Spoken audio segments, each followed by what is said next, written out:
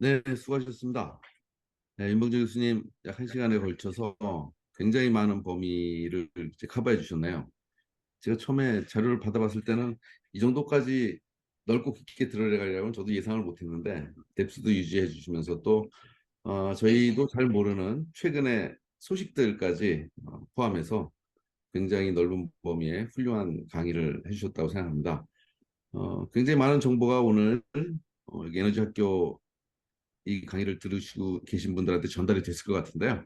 그래서 지금 아마 굉장히 많은 질문이 나올 수도 있을 것 같습니다. 그래서 질의응답 시간을 좀 갖도록 하겠습니다. 네, 질문 있으시면 질문해 주시죠. 박문규 교수님 어려운 질문 나오면 도와주세요.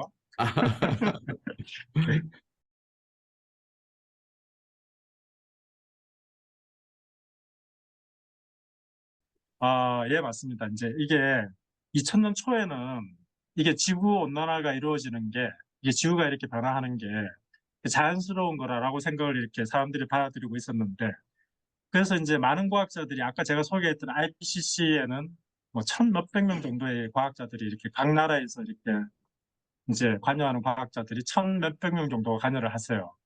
그래서 굉장히 조심스러운 결론들을 이렇게 이끌어내는데 이분들이 내리는 결론은 뭐냐면 1차 IPCC 보고서에서는 지구의 기후가 변화가 있다라고 이야기를 해요.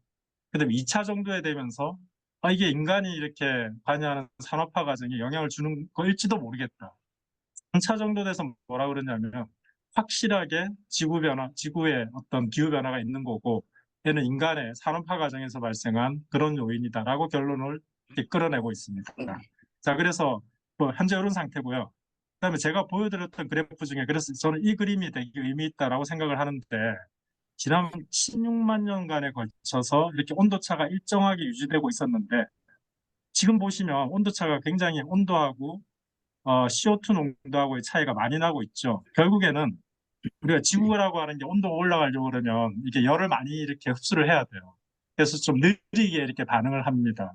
그래서 요만큼의 이렇게 CO2가 이렇게 농도가 쌓였다고 하는 거는 지금도 끊임없이 태양광에서 들어오는 열 에너지가 지구로 축적됐다 다시 CO2에 의해서 다시 이렇게 복사돼서 지구로 들어온다는 뜻이 거고 그리고 장기간에 걸쳐서 그 에너지가 증가할 거라는 걸 보여주고 있습니다. 그래서 저는 이 그림을 보면 이게 온도가 올라가는 걸 피할 수 없구나 라는 생각이 들고요.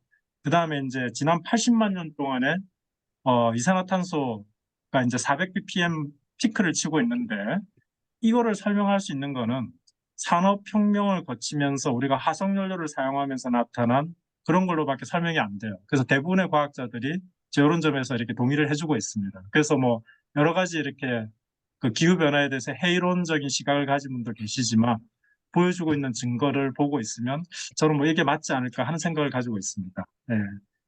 대답이 되었는지 모르겠습니다. 네. 데이터를 보시면서 한번 판단해 보시면 될 것 같습니다. 서로 상반된 주장들이 항상 존재해 왔고 과학자들은 저희가 현재까지 확보한 그런 데이터를 기준으로 판단을 내리는 것이 이제 일반화되어 있습니다. 그래서 어, 가능하면 데이터를 기준으로 팩트를 전달해 드리는 것이 저희 과학자들의 의무인데 지난 몇 년 동안의 논쟁 과정에서는 팩트를 제대로 전달할 수 있는 방법론이 좀 부족했던 것 같아요. 그래서 아마 이런 논란은 상당 기간 계속될 것이고 조금 더 팩트를 모아서 정확한 정보를 전달해 드리는 것이 저희들의 이제 의무라고 생각을 하고 또 그런 준비들을 하고 있습니다.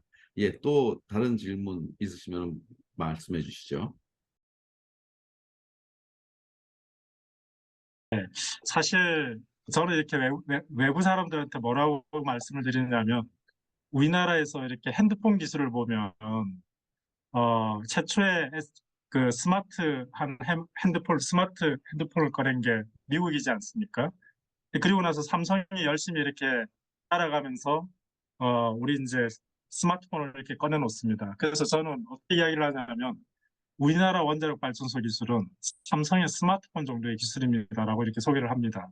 자, 근데 이제 미국에서 보면 혁신적인 기술이나 소프트웨어 기술을 가진 아이폰 같은 걸 개발을 해서 시장을 이제 만들어 놓고 문화도 만들어 놓고 이렇게 하죠. 그래서 우리는 미국은 퍼스트 무버고 우리는 이제 쫓아가는 그런 이제 입장에 있었던 거죠. 그래서 원자력 발전소도 2000년, 2007년도 정도까지는 제가 기억하기에는 기존의 원자로 기술을 가져와서 우리가 약간 이렇게 남이 가지고 있는 개념을 가지고 와서 이렇게 이제 개통 하나를 국산화 개발을 하는 그런 과정을 거쳤어요. 근데 그 과정에서 새로운 계통을 이렇게 이제 설계하려고 그러는데 기술자 내부적으로도 반감이 되기 심했어요.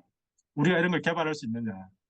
그 다음에 어떻게 해서든지 이 기술 개발보다는 우리가 있는 걸 잘 활용하자는 식으로 이렇게 그런 분위기들이 있었는데 결과론적으로 우리가 이제 그런 기술들을 한번 이제 패시브 세이프티 계통을 한번 개발해보고 나서 나중에는 어떤 일이 벌어졌냐면 자신감을 가지면서 이제 반디 육군 같은 캐코에서 하는 뭐 그런 계통들도 꺼내놓기 시작을 해요. 최근에 보고 있으면 뭐 증기 발생기 같은 경우도 혁신적으로 이렇게 판형 같은 걸 이렇게 도입을 하려고 하고 있고 여러 가지들을 하고 있어요. 자, 이게 하나가 있고 두 번째는 우리나라 인허가 기술이 전 세계적으로 굉장히 이렇게 그 딱딱한 경우에 엄격한 경우에 들어갑니다. 그래서 새로운 계통이나 뭐 이런 설계를 하게 되면 인허가를 받는데 굉장히 이렇게 난항이 예상돼요. 그래서 이걸 기술자들이 알고 있어서 혁신적인 기술을 꺼내기 전에 이런 게 인허가에 걸릴 텐데 하면서 주춤하는 뭐 그런 경향도 있습니다. 그런 게 있는데 반면에 미국이나 영국 같은 데는요 비행기 같은 거 만들어가지고 자기들이 개조해서 날려요. 근데 우리나라에서는 비행기 같은 거 만들어서 이제 한번 시운전을 하려고 그러면 고도 제한에 걸리고 인허가 받아야 되고 드론 같은 거 하나 만들어서 하려고 그러면 뭐 어디에 법적으로 걸리고 많은 문제들이 있죠. 원자력 발전소도 마찬가지입니다. 그래서 현재 우리나라 이제 기술자들 이렇게 보면 외국에서 저런 개발하는 걸 보면서 우리도 저런 개념을 좀 도입을 해서 우리 거하는 그런 기술들은 이렇게 잘 해낼 텐데 인허가를 하거나 아니면 법적인 체계 때문에 좀 걸림돌이 많지 않을까 하는 뭐 그런 생각이 듭니다. 그런 게 큰 걸림돌인 것 같습니다. 네, 뭐 저도 그렇게 생각을 하고 있고요. 제 생각은 이제 그런 아쉬움들이 좀 남아 있는데, 지금 이제 공공섹터에서만 원자력을 다루어 왔고, 공공섹터를 통해서 개발이 이루어지고, 좀 수출까지 성공을 시켰습니다만은, 이제 그 기술 수준이 높고, 또 집중적인 투자를 해본 그 거대한 자본을 가진 민간 기업들이 좀 더 저희 쪽에 관심을 가져주고, 지금까지 성공 경험을 해본 사례를 원자력 쪽에도 좀 같이 공유를 하는 것이 바람직하지 않을까 하는 생각을 하고 있습니다. 그래서 여기 이제 저희 원자력 에너지 학교에서도 그런 분의 강의도 좀 다음 학기에는 한번 준비를 해보는 것도 괜찮을 것 같다는 생각이 듭니다. 네, 여러 가지 어려운 질문을 하셨는데요. 제가 파악하고 있는 우리나라 마이크로 원자로 개발은 한국원자력연구원에서 이제 우주용 원자로를 개발을 하고 있어요. 그래서 뭐 많은 사람들이 많은 리소스가 투입되는 경우는 아닌데 미래를 대비해서 그런 걸 하고 있고 그래서 우주항공 쪽에 추진,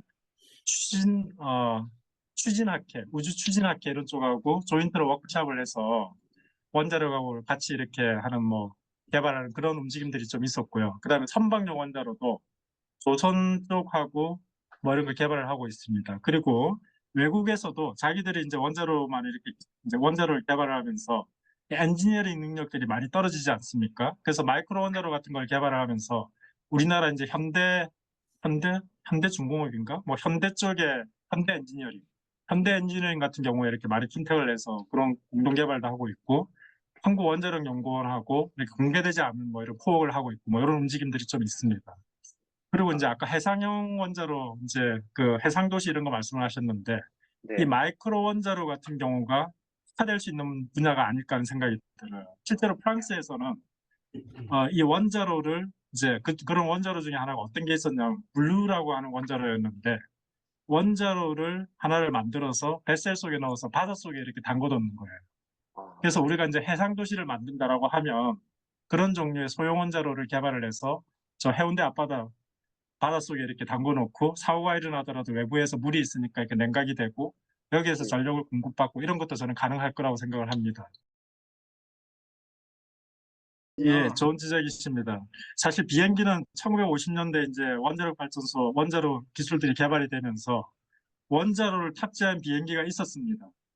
그래서 제가 구체적으로 지금 이제 그 정리를 안 돼서 말씀을 못 드리겠는데 그때 그 당시에 그 계속해서 이렇게 그 원자로를 탑재한 비행기를 만들어서 지구를 계속해서 돌 수 있는 이런 시스템을 만든 적이 있습니다. 그다음에 자동차 문제는 저 연력학을 강의하다 보면 연력학 교과서에 이제 예제 문제로 하나가 나오는데 거기에 토륨을 사용해서 이제 자동차 엔진을 대체하는 뭐 그런 문제예요. 그런데 그 계산에 의하면 보통 이렇게 그 엔진이 토륨 뭐 이렇게 몇 그램 정도, 손가락 한 마디 정도 되는 토륨을 사용을 하면 자동차가 한 60년인가를 40년인가 60년을 쓸 수가 있어요. 이렇게 하면 우리가 차를 바꿔가면서 쓰는 거죠. 자, 이게 상상 속의 이야기 같은데 미국에서 실제로 이렇게 가는 자동차를 하나 만들었어요. 그래서 신문에 이렇게 언론에 보도된 적이 있습니다. 그래서 이런 자동차 구현하는 게 불가능한 일은 아니고요. 문제는 뭐냐면 이제 자동차 사고도 나고 그다음에 편릭 같으면 이제 방사성을 띠고 있는 물질들이기 때문에 그런 것들이 분실의 위험도 있고 뭐 대중에 노출됐을 때 사고의 가능성도 있고 그래서 이런 종류의 문제를 갖다가 해결을 하게 된다면 우리가 그런 자동차에도 원자로를 적용할 수 있지 않을까 하는 생각이 듭니다.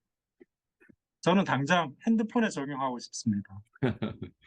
예, 아무래도 이제 우리가 항상 느끼는 어려움인데 그 대중의 수용성이 이제 가장 큰 장벽이라고 저도 생각이 듭니다. 그래서 저희 그 10강 6월 27일 날 원자력 소통의 실패와 성공이라는 주제로 안도현 교수님께서 이 원자력 소통에 관한 강의가 예정되어 있는데 어, 그런 소통의 문제를 통해서 이 창의력을 좀 더 그 자극해야지 저희 학자들도 이 수용성을 걱정하다 보니까 창의성을 포기해버리는, 창의적 연구를 포기해버리는 그런 일들이 이제 왕왕 일어나는 것 같아요. 그래서 지금 말씀하신 대로 우리도 좀 그런 창의적인 연구를 받아들여지는 소통을 좀 잘해야 되겠다는 제 생각을 평소에 하고 있습니다.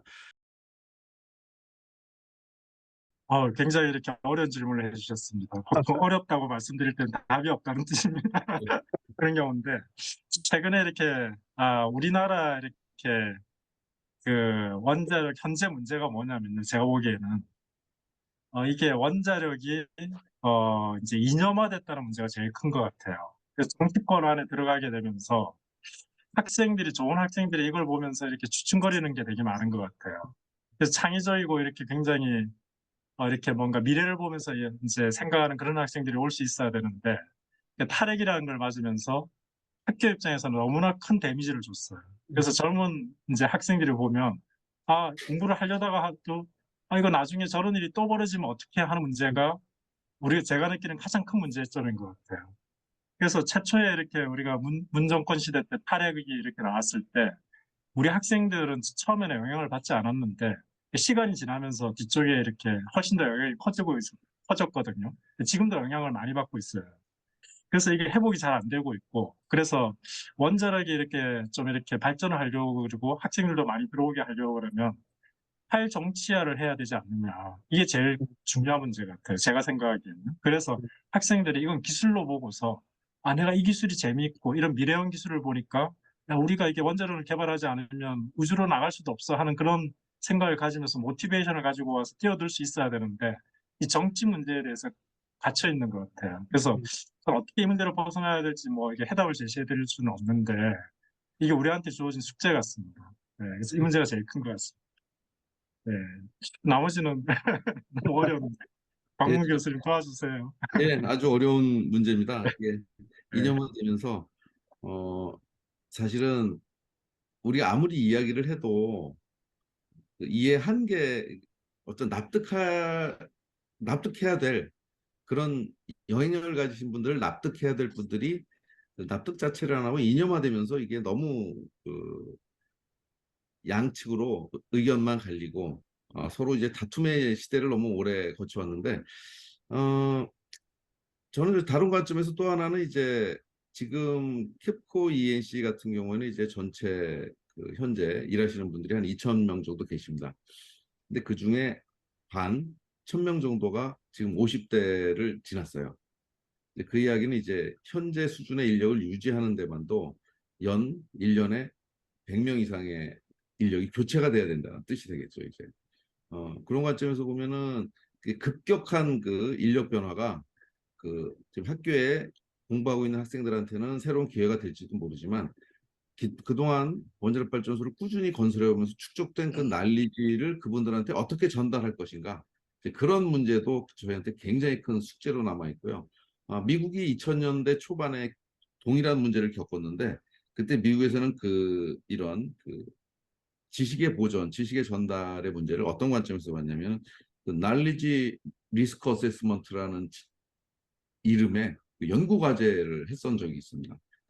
이 인력의 문제가 그 기업이 가진 또는 그 분야가 가진 지식의 로스, 지식이 사라지는 문제로 본 거죠. 그런 관점에서 보면은 저희 새로운 인력들을 창의력 있는 인력들을 많이 확보하는 것도 중요하지만 현재 우리가 가지고 있는 지식을 어떻게 전달하고 어떻게 그 계속 발전시켜 나갈 것인가 이런 것도 굉장히 큰 숙제로 지금 남아 있다고 저는 생각을 하고 있습니다. 그래서 이런 부분들을 이제 이 현재 강의에 참여하고 계신 그 이런 부분의 생각을 좀 더 포지티브하게 하실 수 있는 분들의 파일을 키워나가는 것이 일단은 굉장히 중요한 일이라고 저는 생각이 됩니다. 그래서 제가 지난 몇 년 동안 굉장히 고생하지 않았습니까? 그래서 좀 새로운 시각에서 이런 미래 계획을 다시 한번 수립하는 과정이 필요하지 않을까 그렇게 생각을 하고 있습니다.